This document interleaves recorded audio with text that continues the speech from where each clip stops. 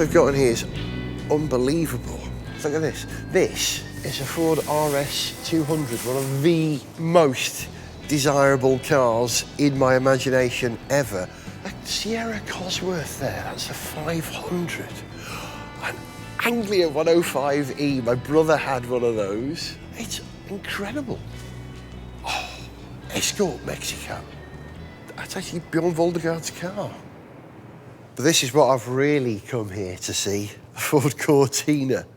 You often find that families are, you know, a Vauxhall family or a British Leyland family.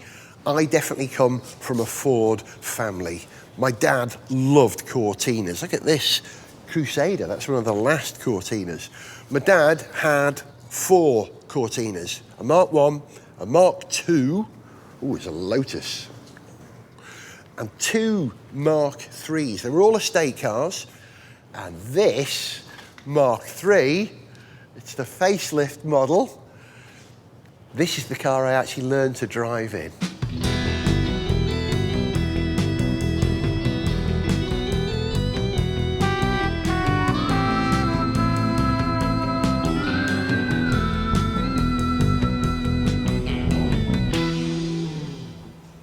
For most people, the Cortina was a practical car, you know, a workhorse, a family car. Nothing really glamorous, nothing overtly sporting. Yes, there were sportier Cortinas, the Lotus Cortina, Mark 1 and Mark 2.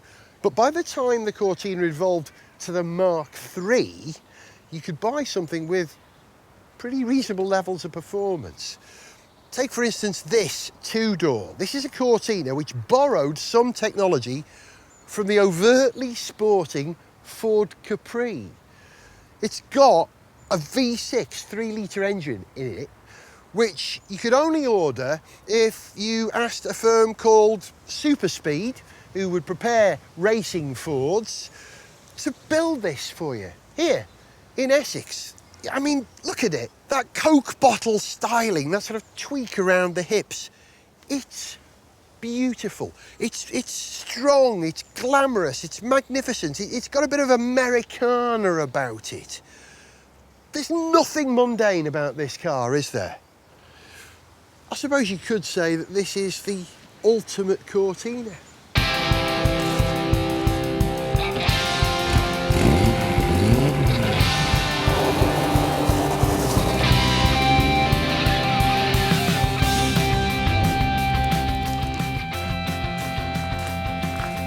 Andrew. Hello, Gareth. How are you? Good to see you. Thank you for having us. No worries at all. Listen, I'd like to stand and talk to you about your car, but I'd much rather see the car first. You've no idea how important this is to me. When did you last see one? More than 40 years. Oh, this will take you back a bit. There you go. God, it's immaculate. All original.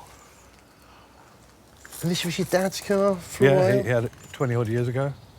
Wow. I love it. I absolutely love it. It's a mistake. Oh.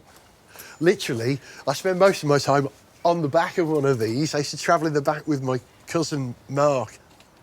Oh. Can we go out in it?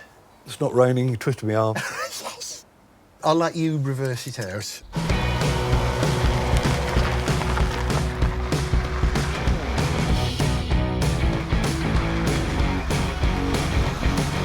This is a car I've never driven before. So it's an emotional experience more than anything. You know, I've become my father for a moment.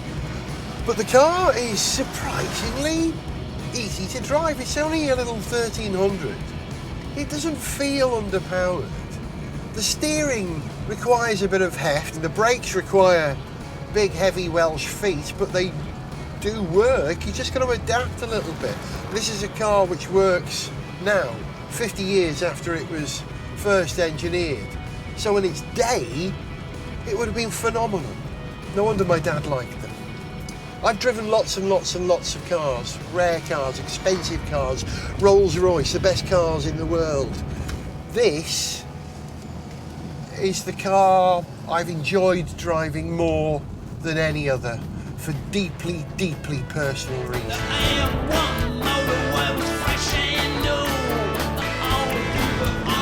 Job.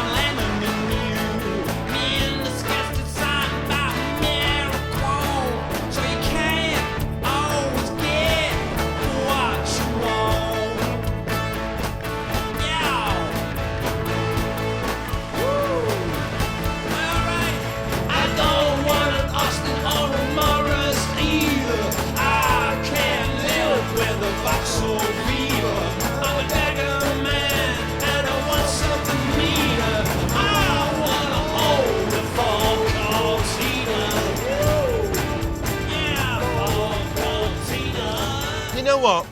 Driving all the Cortinas here in Dagenham, where they were built, for me, that's car heaven.